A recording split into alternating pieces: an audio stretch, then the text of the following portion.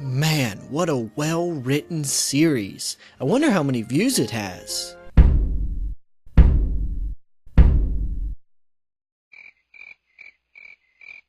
Unacceptable!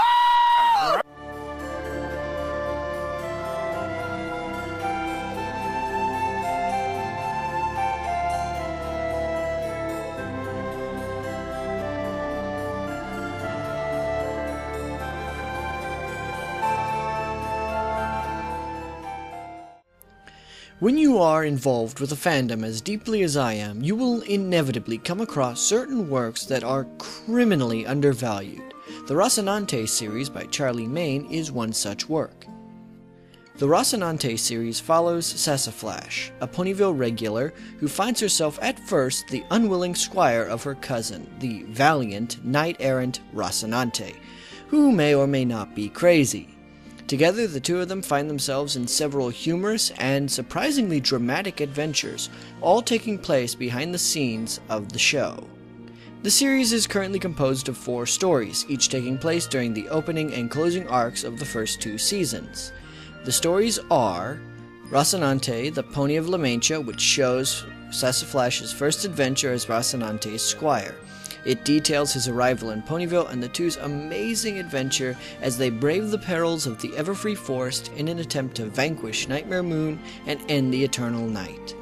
The second story in the series is Rocinante, the best knight ever. Princess Celestia, in an attempt to assist her sister Luna in healing from her mental injuries as Nightmare Moon, tasks Rocinante with accompanying the Lunar Princess during the Grand Galloping Gala. All the while, Sassaflash must deal with the insanity that comes from the worst night ever.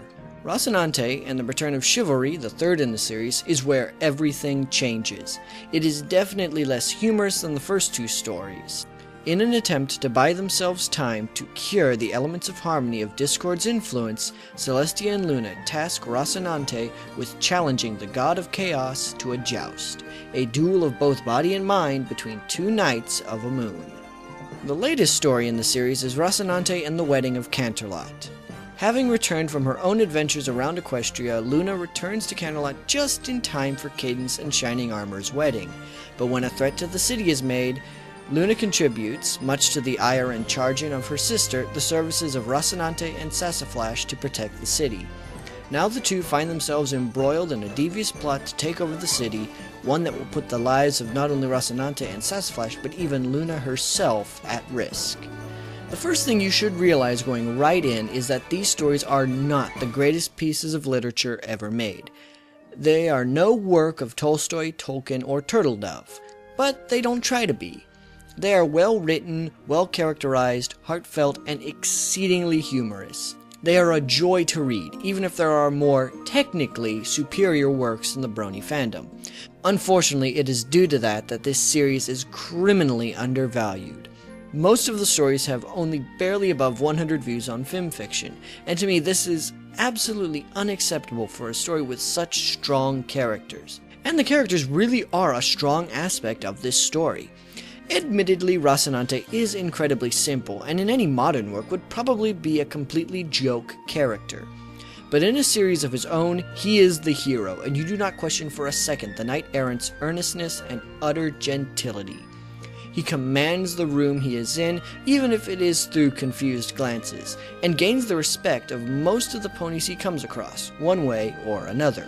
Sassaflash and Luna are great side and main characters, and we follow them through their perspectives through most of the story. They find themselves into these amazing adventures with Rocinante, and for the most part take them in stride. Indeed, they become the active soul of the story, translating Rocinante's lesson onto the audience. Moving on from the characters, one aspect of these stories that it gets right time and time again is the nature and discussion of chivalry. Throughout the series, much like Don Quixote, of which this story is inspired, Rocinante is mocked and ridiculed for promoting an old-fashioned notion and archetype, that of the noble knight in shining armor. He is laughed at by Discord, Chrysalis, the Main Six, and even Celestia herself at one point, as being idealistic at best and utterly delusional at worst. But where in Don Quixote, the notion of chivalry is treated for laughs and ultimately fails, in the Rocinante series, chivalry always triumphs. As a proponent of chivalry myself, I find this immensely gratifying and only increased my love for the stories as a whole. And I think that is what propels this series into the true echelon of great Brony literature. Not amazing on a technical level perhaps, but on a thematic and literary level, it is an unparalleled giant, because it forces us to question our own world. I hope this series receives far more attention through this review, because the question it asks is one I feel must be answered. In our world today, with its violence, hate, prejudice, and cruelty, is chivalry, personal nobility, and strength of character really old-fashioned? I hope Charliemane continues to explore this question with future chapters in these amazing characters' lives. And so long as there are great stories and works of the Brony fandom, I, the Brony Critic, will be there to protect and promote them to the wider world. Why? Because every fandom needs a critic. I'll see you guys next time. If you have a work of the Brony fandom that you would like me to review, you can send a recommendation to me through the itstaytime.proboards.com thread in the description below and posting it. Remember to only recommend those stories that fit within my rules.